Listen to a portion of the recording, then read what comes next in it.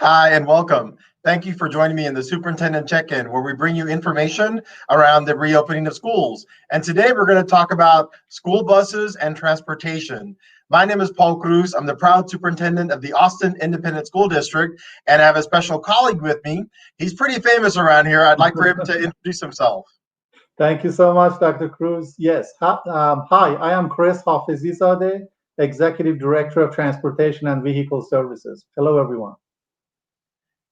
We actually call him the Amazing Chris, and what an amazing shirt is that, right? He's just strong leadership and does so much for our kids and our families every single day. Certainly want to thank you for all his work, and that work continues. So as we know, we've had the discussions around beginning with virtual learning, and one question that we're receiving from our families is around providing transportation when face-to-face instruction continues. So will that be happening? Will we continue with transportation when we resume face-to-face instruction? Yes, we will, Dr. Cruz. We will provide service like we do every school year. And with the exception, of course, this year we will take additional precautionary measures to make sure our students and staff are kept safe as much as possible. But we will run routes like we do every school year. Wonderful. We know that that is so important. And alongside with running the routes for transportation and getting our kids safely to school, what about during this time period? What measures will be taken to keep our students safe while they're on buses and being transported to school? Great question. That is one of the things many districts around the nation are doing at this time. We will be installing hand sanitizer dispensers on all buses, and we'll have like safety signs posted as well. We require all the students wear a mask, and also at the same time, our employees wear a mask at all times. If the students do not have a mask, we will have extra on our buses to make sure they are provided. But we do ask the help of our families to make sure students come to school or to their bus stops with their mask on. We will be lowering our bus windows to make sure we have additional air ventilation throughout the bus.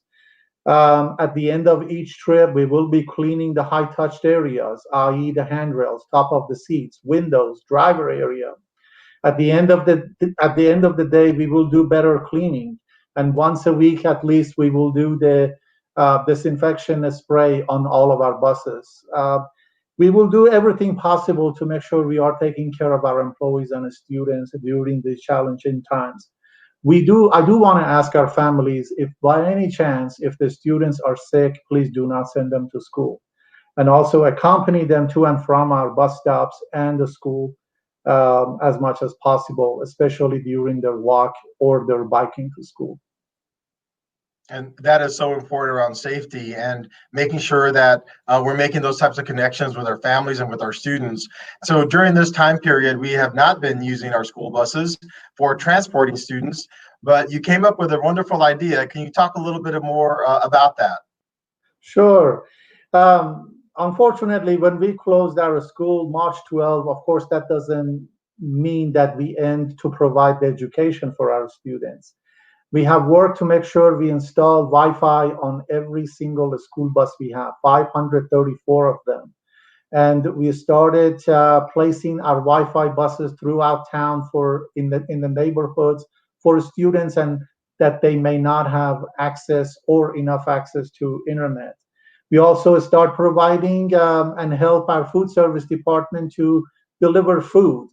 At the same time, we are helping our technology department to make sure we are, delivering Chromebooks and iPads and the technology that our students need to continue with their virtual learning.